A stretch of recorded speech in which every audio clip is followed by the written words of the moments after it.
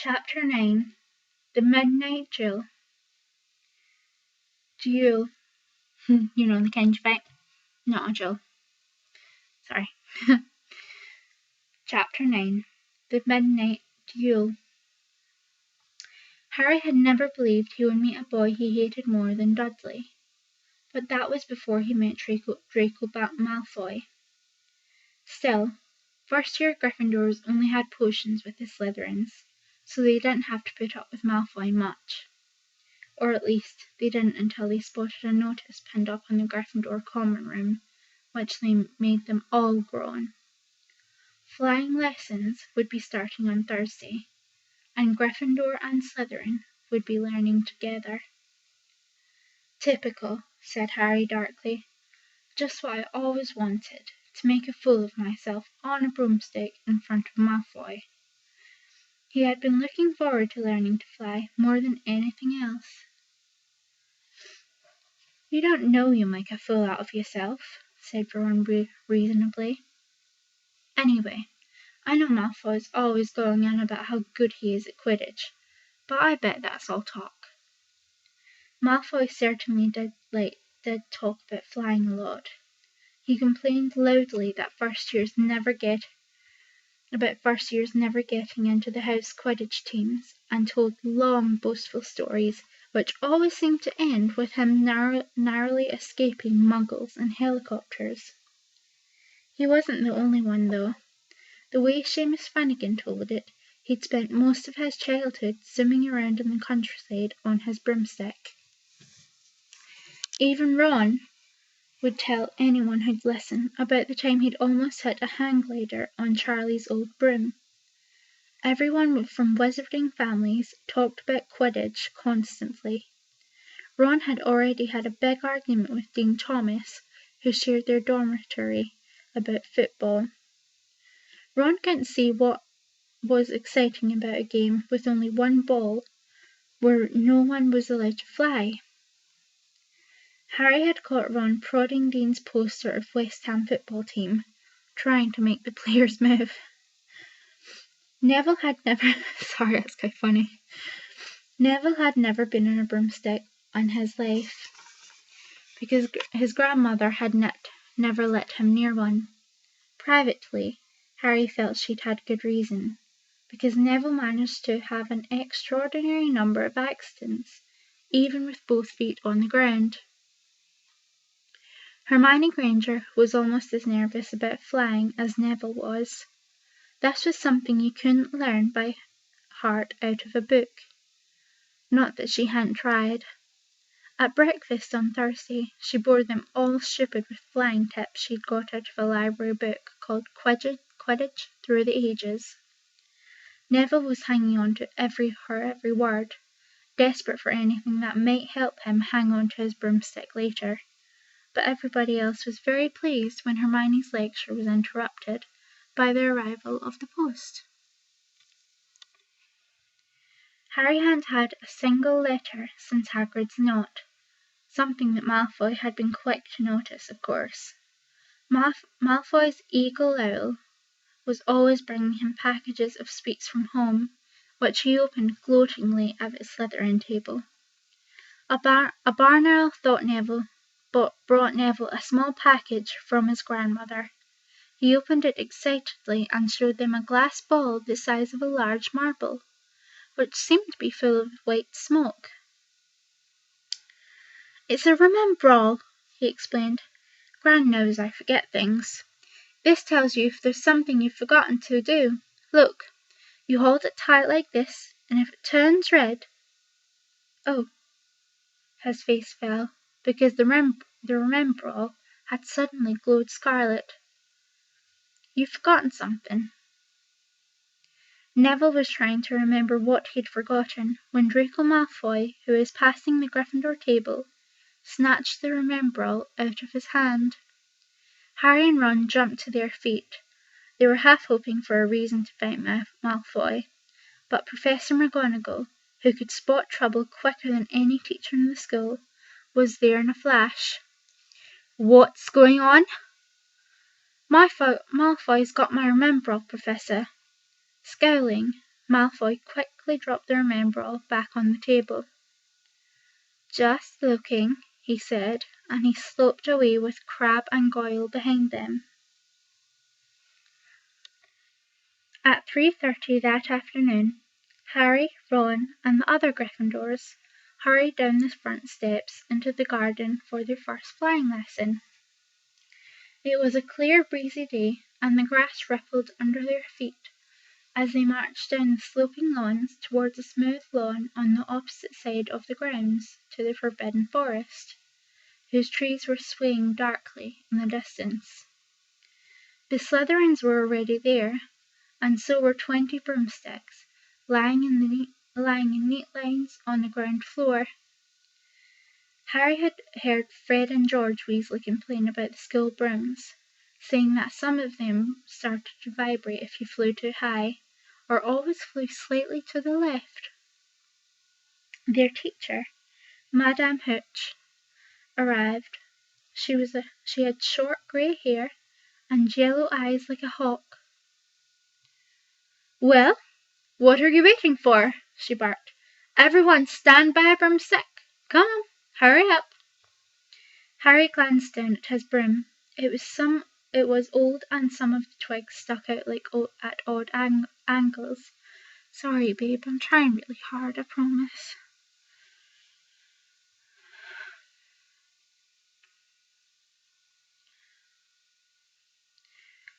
"Stick out your right hand over your broom," called Madame Hooch at the front, "and say, 'Up! Up!'" everyone shouted. Harry's broom jumped into his hand at once, but it was one of the few that did. Hermione's Grangers had simply rolled over on the ground, and Neville's hadn't moved at all. Perhaps brooms, like horses, could tell when you were afraid. There was a quiver in Neville's voice that said only too clearly that he wanted to keep his feet firmly on the ground.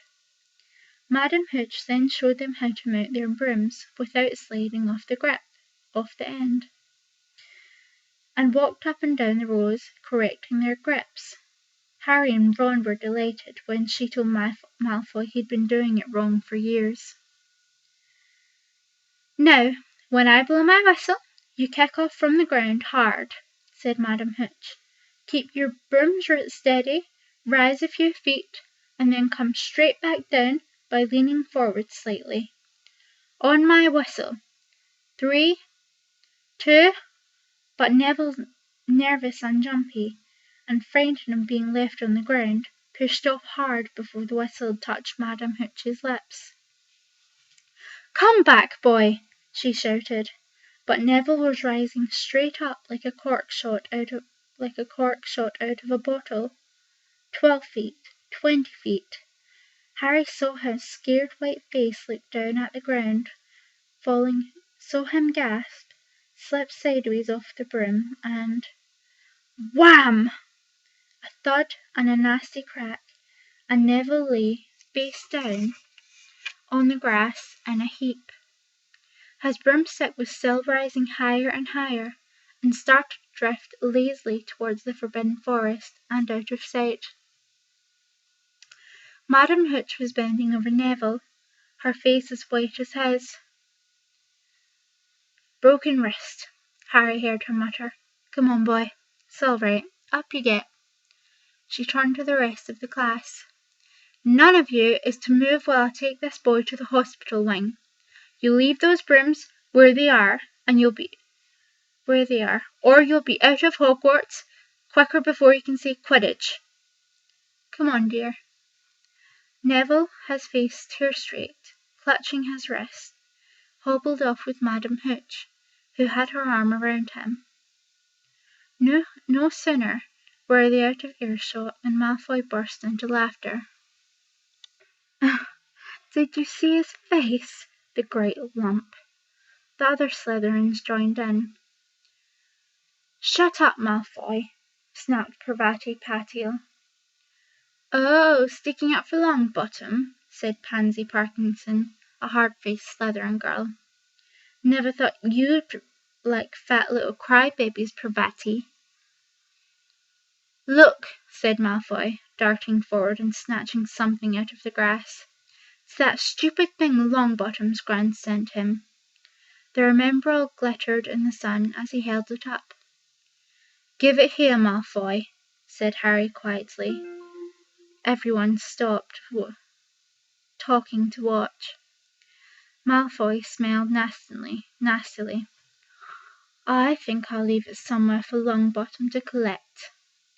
How about up a tree? Give it here, Harry yelled, but Malfoy had leapt onto his broomstick and taken off. He hadn't been lying. He could fly well. Hovering level with the topmost branches of an oak, he called, "Come and get it, Potter!" Harry grabbed his broom. "No!" shouted Hermione Granger. "Madame Hooch told us not to move. You'll get us all in trouble." Harry ignored her. Blood was pounding in his ears. He mounted the broom and kicked hard against the ground, and up he soared. Air rushed through his hair, and his robes whipped up behind him. And in a rush of fierce joy, he realized he'd found something he could do without being taught. This was easy. This was wonderful. He pulled his broomstick up a little to take it even higher, and heard screams and gasps of girls back on the ground, and an admiring whoop from Ron. He turned his broomstick sharply to face Malfoy in midair. Malfoy looked stunned. "Give it here," he called, "or I'll knock you off your broom." "Oh, yeah," said Malfoy, trying to sneer, but looking worried. Harry knew, somehow, what to do. He leant forward and grasped the broom tightly in his hands, and it shot towards Malfoy like a javelin. Malfoy only just got out of the way in time. Harry made a sharp about turn and held the broom steady. A few people below were clapping. "No Crabbe and Goyle up here to save your neck, Malfoy," Harry called. The same thought seemed to have struck Malfoy. "Catch it if you can, then," he shouted, and he threw the glass ball high into the air and streaked back towards the ground. Harry saw, as in slow motion, the ball rise up in the air and then start to fall. He leaned forward and pointed his broom handle down. Next second he was gathering speed in a steep dive, racing the ball. Wind whistled in his ears, mingled with the screams of people watching. He stretched out his hand. A foot from the ground he caught it, just in time to pull his broom straight, and he toppled gently onto the grass, with the Remembrall clutched safely in his fist. "Harry Potter!" His heart sank faster than he just dived. Professor McGonagall was running towards them. He got to his feet, trembling. "Never, in all my time at Hogwarts!" Professor McGonagall was almost speechless with shock, and her glasses flashed furiously. "How dare you! You may have broken your neck." "It wasn't his fault, Professor." "Be quiet, Miss Potil." "But Malfoy—" "That's enough, Mr. Weasley.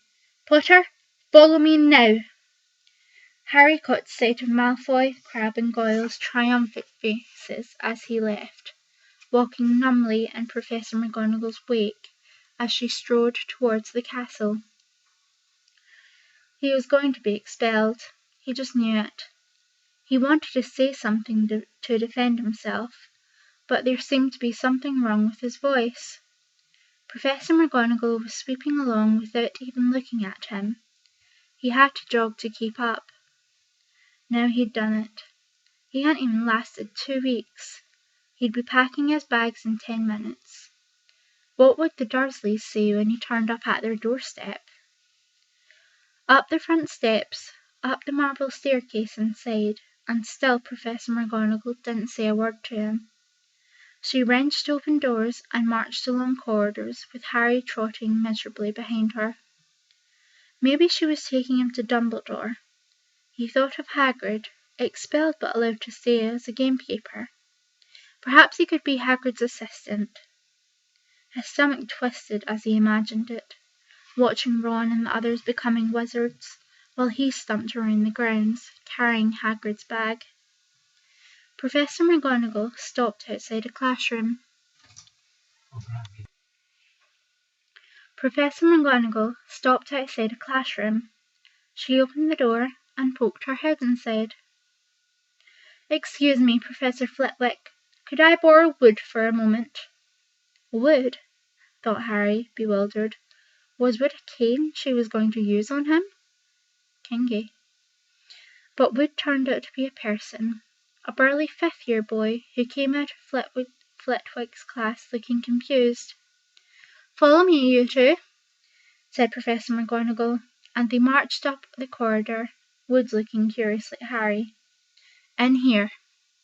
Professor McGonagall pointed them into a classroom, which was empty except for Peeves, who was busy writing rude words on the blackboard.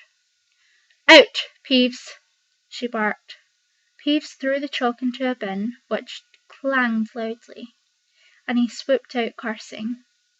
Professor McGonagall slammed the door behind him and turned to face the two boys. "Potter, this is Oliver Wood. Wood, I've found you a seeker." Wood's expression changed from puzzlement to delight. "Are you serious, Professor?" "Absolutely," said Professor McGonagall crisply. "The boy's a natural. I've never seen anything like it. Was this your first time on a broomstick, Potter?" Harry nodded silently. He didn't have a clue what was going on, but he didn't seem to be being expelled, and some of the feelings started coming back into his legs. He caught that thing in his hand after a 50-foot dive, Professor McGonagall told Wood. "Didn't even scratch himself. Charlie Weasley wouldn't have done it." Wood was now looking as though all his dreams had come true. "Ever seen a game of Quidditch, Potter?" he asked excitedly. "Wood's captain of the Gryffindor team," Professor McGonagall explained. He's just the build for a seeker too," said Wood, now walking around Harry and staring at him. "Light, speedy. We'll have to give him a decent broom, Professor. A Nimbus 2000, or a Clean Sweep 7, I'd say." "I shall speak to Professor Dumbledore and see if he can't bend the first-year rule. Heaven knows, we need a better team than last year. Flattened in the last match by Slytherin. I couldn't look Severus Snape in the face for weeks." Professor McGonagall peered sternly over her glasses at Harry. "I want to hear you've been training hard, Potter, or I may change my mind about punishing you." "It's very kinky, isn't it?" Then she suddenly smiled. "Your father would have been proud," she said. "He was an excellent Quidditch player himself." "You're joking." It was dinner time. Harry had just finished telling Ron what happened when he'd left the grounds with Professor McGonagall. Ron had a piece of steak and kidney pie halfway to his mouth, but he'd forgotten all about it. "Seeker," he said, "but first years never. You must be the youngest house player in about—" "A century," said Harry, shoveling pie into his mouth. He felt particularly hungry after the excitement of the afternoon. "Wood told me." Ron was so amazed, so impressed, he just sat and gaped at Harry. "I start training next week," said Harry. "Only don't tell anyone. Wood wants to keep it a secret." Fred and George Weasley now came into the hall, spotted Harry, and hurried over. "Well done," said George in a low voice. "Wood told us. We're on the team too. Beat us." "I tell you, we're going to win that Quidditch Cup for sure this year. We haven't won since Charlie left, but this year's team is going to be brilliant. You must be good, Harry. Wood was almost skipping when he told us. Anyway, we've got to go. Lee Jordan reckons he's found a new secret passageway out of the school. Bet it's the one behind the statue of Gregory, the smarmy we found in our first week. See ya. Fred and George had hardly disappeared when someone far less welcome turned up. Malfoy, flanked by Crabbe and Goyle. Having a last meal, Potter? When are you getting the train back to the Muggles? You're a lot braver now you're back on the ground when you've got your little friends with you, said Harry coolly. There is of course nothing at all little about Crabbe and Goyle, but as the high table was full of teachers, neither of them could do more than crack their knuckles and scowl. I'll take you on any time on my own, said Malfoy. Tonight, if you want. Wizard's duel. Wands only, no contact. What's the matter? Never heard of a wizard's duel before, I suppose? Of course he has, said Ron, wheeling around. I'm his second. Who's yours? Malfoy looked at Crabbe and Goyle, sizing them up. Crabbe, he said. Midnight, all right. We'll meet you in the trophy room. That's always unlocked. When Malfoy had gone, Ron and Harry looked at each other. What is a wizard's duel? Said Harry. And what do you mean, you're my second? Well, a second's there to take over if you die, said Ron casually, getting started on the last of his cold pie. Catching the look on Harry's face, he added quickly, but people only die in proper duels. You know, with real wizards. The most you and Malfoy will be able to do is send sparks to each other. Neither of you know enough magic to do any real damage. I bet he expects you to refuse anyway. What if I wave my wand and nothing happens? Throw it away and punch him in the nose, Ron suggested. Excuse me. They both looked up. It was Hermione Granger.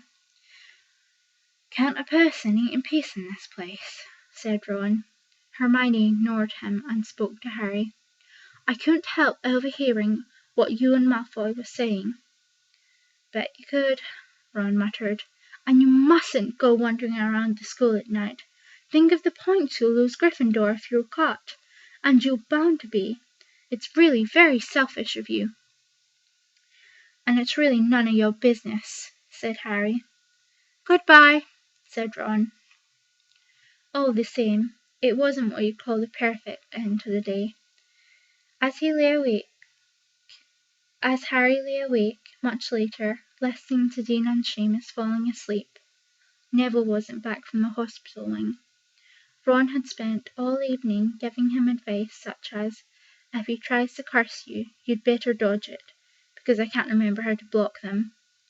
There was a very good chance they were going to get caught by Filch or Mrs. Norris, and Harry felt he was pushing his luck, breaking another school rule today. On the other hand, Malfoy's sneering face kept looming up out of the darkness, and this was his big chance to beat Malfoy face to face. He couldn't miss it. 11:30, Ron muttered at last. We'd better go. They'd pulled on their dressing gowns, picked up their wands, and crept across the tower room, down the spiraled staircase, and into the Gryffindor common room. A few embers were still glowing in the fireplace, turning all the armchairs into hunched black shadows. They had almost reached the portrait hole when a voice spoke from the chair nearest them. I can't believe you're doing this, Harry. A lamp flickered on. It was Hermione Granger, wearing a pink dressing gown and a frown. You go back to bed, said Ron furiously. I almost told your brother, Hermione snapped. Percy, he's a prefect. He'd put a stop to this. Harry couldn't believe anyone could be so interfering. Come on, he said to Ron. He pushed open the portrait of the fat lady and climbed through the hole. Hermione wasn't going to give up that easily. She followed Ron through the portrait hole, hissing at them like an angry goose. Don't you care about Gryffindor? Do you only care about yourselves? I don't want Slytherin to win the House Cup. And to lose all the points I got from Professor McGonagall for knowing about switching spells. Go away. All right, but I warned you. You just remember what I said. When you're on the train home tomorrow. God, you're so... But what they were, they didn't find out. Hermione had turned to the portrait of the fat lady to get back inside and found herself facing an empty painting. The fat lady had gone on a nighttime visit, and Hermione was locked out of the Gryffindor Tower. Now what am I going to do? She asked shrilly. That's your problem, said Ron. We've got to go. We're going to be late. They hadn't even reached the end of the corridor when Hermione caught up with him. I'm coming with you, she said. No, you are not. Do you think I'm going to stand out of here and wait for Filch to catch me? If he finds all three of us, I'll tell him the truth, that I was trying to stop you and you can back me up. You've got some nerve, said Ron loudly. Shut up, both of you, said Harry sharply. I heard something. It was a sort of snuffling. Mrs. Norris? Breathed Ron, squinting through the dark. It wasn't Mrs. Norris. It was Neville. He was curled up on the floor, fast asleep, but jerked suddenly awake as they crept near.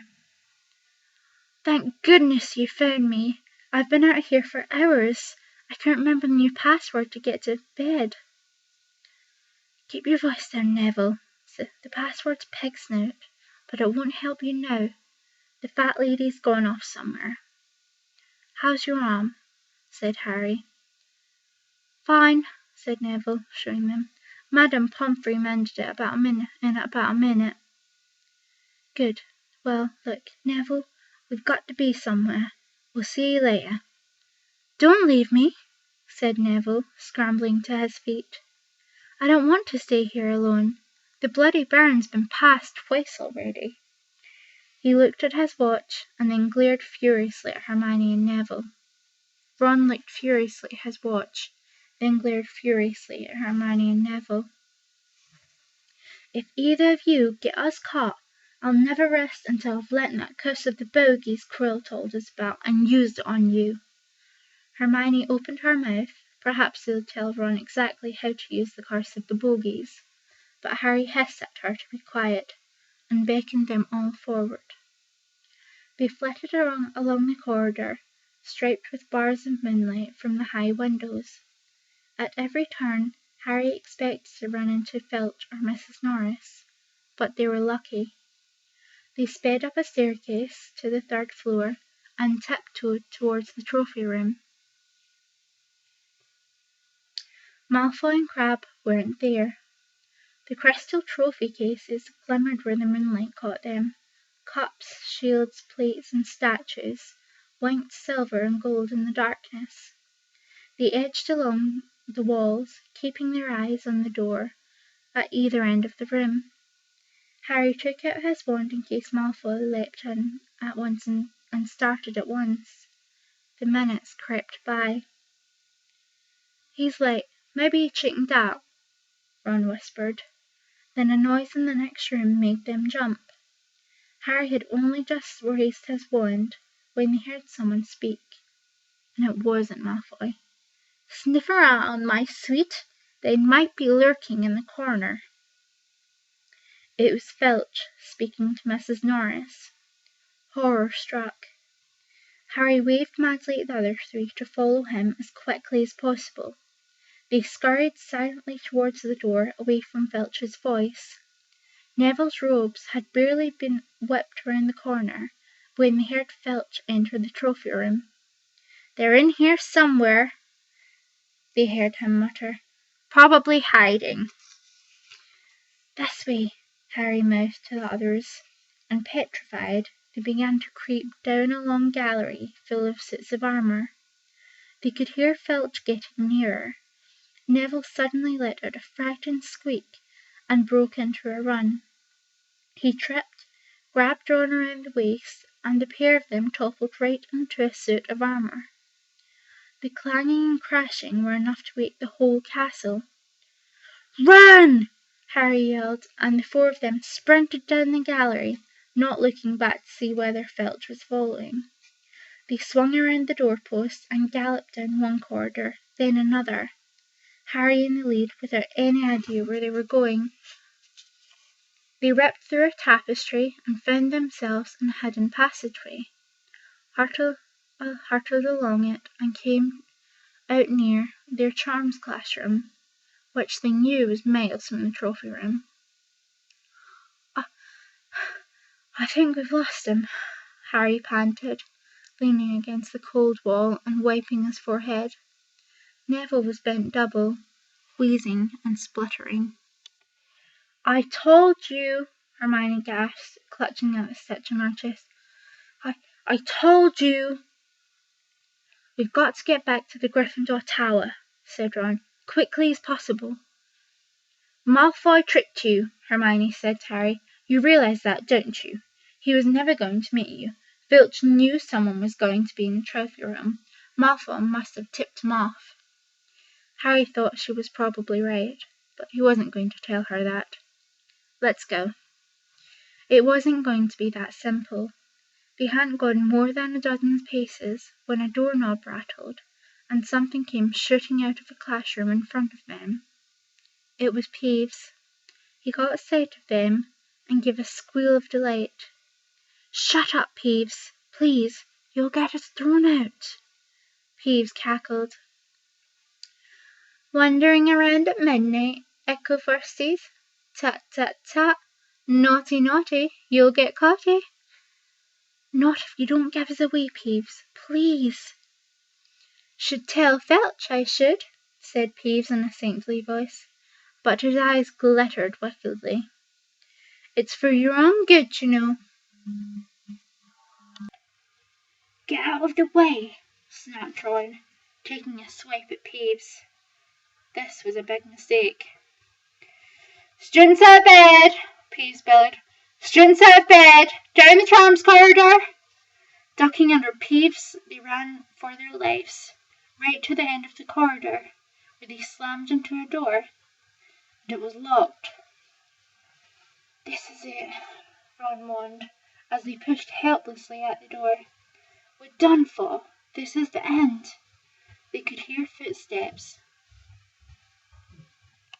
Filch, running as fast as he could towards Peeves, shouts, "Oh, move over," Hermione snarled. She grabbed Harry's wand, tapped the lock, and whispered, "Alohomora." The lock clicked and the door swung open. They piled through it, shut it quickly, and pressed their ears against it, listening. "Which way did they go?" "Peeves," Filch was saying. "Quick, tell me." "Say, please." "Don't mess me about, Peeves. Now where did they go?" "Shan't say nothing if you don't say please," said Peeves in an annoying sing-song voice. "All right, please." "Nothing." "Told you I wouldn't say nothing if you didn't say please." And they heard the sound of Peeves whooshing away, and Filch cursing in rage. "He thinks this door is locked," Harry whispered. "I think we'll be okay. Get off, Neville." For Neville had been tugging on the sleeve of Harry's dressing gown for the last minute. What? Harry turned around and saw quite clearly what. For a moment he was sure he'd walked into a nightmare. This was too much, on top of everything that had happened so far. They weren't in a room, as he had supposed. They were in a corridor, the forbidden corridor on the third floor, and now they knew why it was forbidden. They were looking straight into the eyes of a monstrous dog, a dog which filled the whole space between the ceiling and the floor.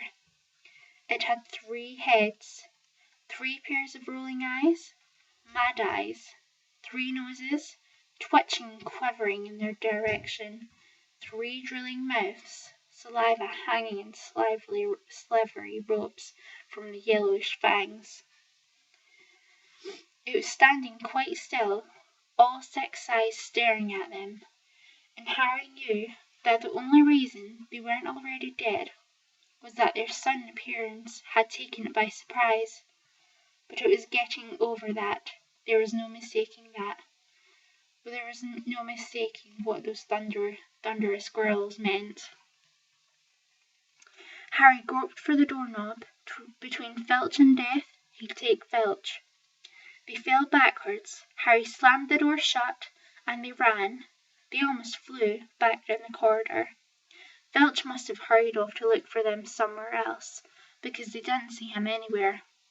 But they hardly cared. All they wanted to do was put as much space as possible between them and that monster. They stopped running until they reached the portrait of the fat lady on the 7th floor. "Where have you all been?" she asked, looking at their dressing gowns hanging off their shoulders and their flushed, sweating faces. "Never mind that. Pig snout, panted Harry, and the portrait swung forward. They scrambled into the common room and collapsed, trembling, into armchairs.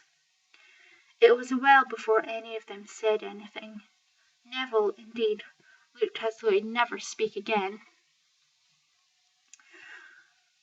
"What do you think they're doing, keeping a thing like that locked up in a school?" said Ron finally. "If any dog needs exercise, it's that one." Hermione had got both her breath and her bad temper back again. "You don't use your eyes, do you, any of you?" she snapped. "Didn't you see what I was standing on?" "The floor?" Harry suggested. "I wasn't looking at its feet. I was too busy with its heads." "No, not the floor. It was standing on a trapdoor." "It's obviously guarding something." She stood up, glaring at them. "I hoped you were pleased with yourselves. We could all have been killed, or worse, expelled. Now, if you don't mind, I'm going to bed." Ron stared after her, mouth open. "No, we don't mind," he said. You'd think we'd dragged her along, wouldn't you?" But Hermione had given Harry something else to think about as he climbed back into bed. The dog was guarding something. What had Hagrid said? Gringotts was the safest place in the world for something you wanted to hide, except perhaps Hogwarts. It looked as though Harry had found out where the grubby little package from Vault 713 was.